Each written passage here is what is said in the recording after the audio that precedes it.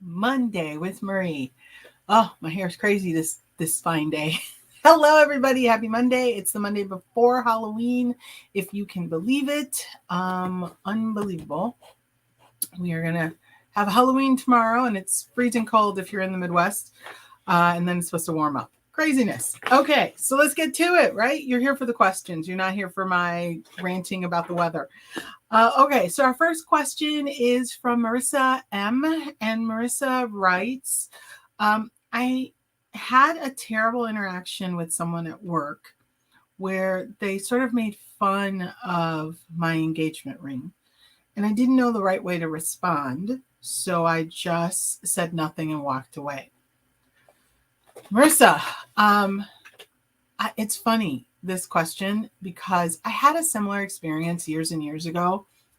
I had someone that I worked for who basically said my ring was pedestrian. And it was right when I was getting engaged. So I totally understand how you're feeling in this moment because you love your ring and then someone sees it. And she compared it to another person at work, another colleague who had a very unique ring.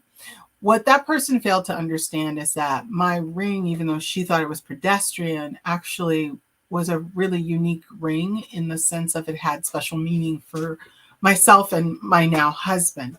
And I'm sure your ring is the same for you. And so what I would say is that remember that it's none of your business. My mother used to say all the time to me, it's none of your business what other people think about you.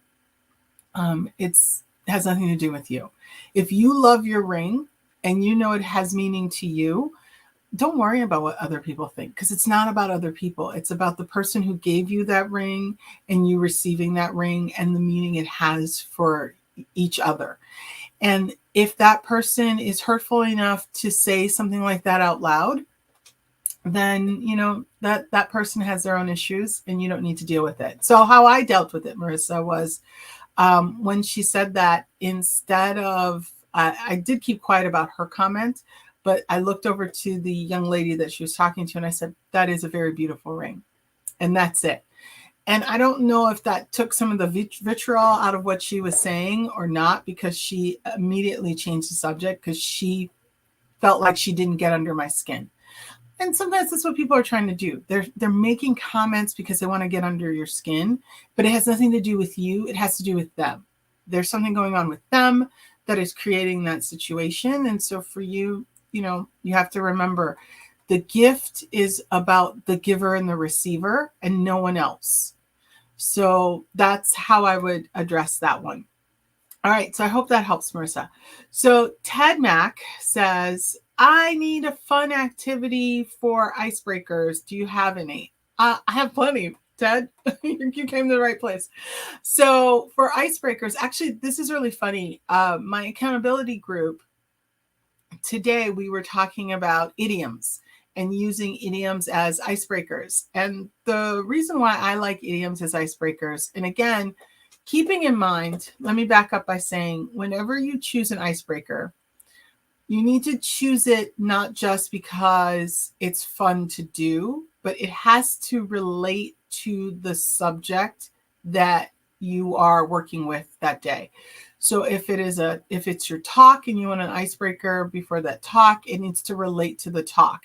If it's a workshop or a retreat or an event, it needs to relate to that, whatever that is. That's really the key. And for me, I don't like using the term icebreaker. I like to use the word primer. And the reason why I say primer is because for me, I feel like that's what it does. It's supposed to prime people for the next big event, the next big activity. So that's why it needs to connect. So for example, and I'll use the example I used this morning, if you are teaching English as a second language and you want to teach idioms, idioms is a great way for people to learn language because idioms don't translate well into other languages, whether no matter what language the idiom is in, it does not translate into a different language. And so they're a great example of being able to use something that requires a little bit more explanation, a little bit more imagination, a little bit more history. So that's one way to use idioms. Another way to use idioms is in DEI. cultural references, because that's really what idioms have. They're based on a lot of cultural references. And so you want to be able to use an idiom that really speaks to a cultural reference or a cultural point. And so I'll give you a quick example. I'll give the example I gave today, this morning, to the ladies in my group. So I would recommend picking up a book from Scott Matthews. It's Why Do We Say That? And he has some great books on idioms, English idioms, and the history behind them. So one of the things that when reading his book and I was trying to find something, I discovered in his book why we say easy as pie or easy as cake, right? That idiom. Well, it actually turns out it goes back to Southern slave days when slave owners would actually have their slaves like once a month put on a show. And then the best show, the person who did the best show would earn a slice of cake or a slice of pie, some dessert. And then that then later on became, oh, that's so easy to do. Even a slave can do it. So think about that. And so it became easy as pie or easy as cake. That's where that idiom originates from. And so, listen, we've all used that idiom and not known the origin of it and not known that it was connected to slavery. And so I'm not saying to people, stop using that idiom. I'm saying it's an interesting conversation and a great primer that you could do for a group if you're talking about DEI and about language with DEI. And so you could actually put up a picture of a slice of cake and then have them guess what the idiom is based on the picture. It could be like somebody running with a slice of cake, whatever, however you want to do that picture. And then have this really interesting conversation around the meaning behind that idiom. No judgment, just conversation. And that's the key for those type of primers. They're not there to judge people to make them feel bad. They're there to begin these really great conversations of why do we use the terms that we use. I remember being in high school and having a friend say to me one day, not to use cotton picking hands.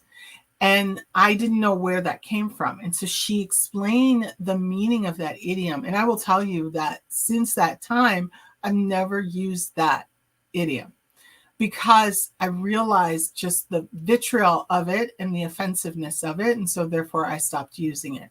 And again, that's what your icebreakers need to be. They need to be something fun, thought-provoking, but gives people something to take away that's not just, oh, I had a really great time, but really something that makes them think, right?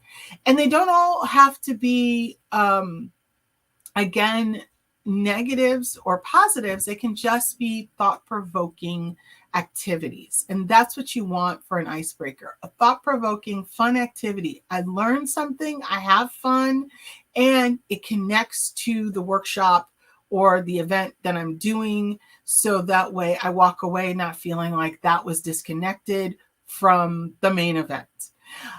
So those are the two for today. I only had 2 questions today. I hope that you have a wonderful Monday. Stay warm. You can see I'm in my warm outfit because it's cold outside. And I will see you next Monday. Next Monday, we will not be live. Because I'm going to be going away for my own learning and education. I'll be going to a conference. So it will be pre-recorded. And so send those questions before Thursday because I'll be recording next Monday on Friday. So again, have a wonderful Monday and do something good for someone and for yourself today. Bye.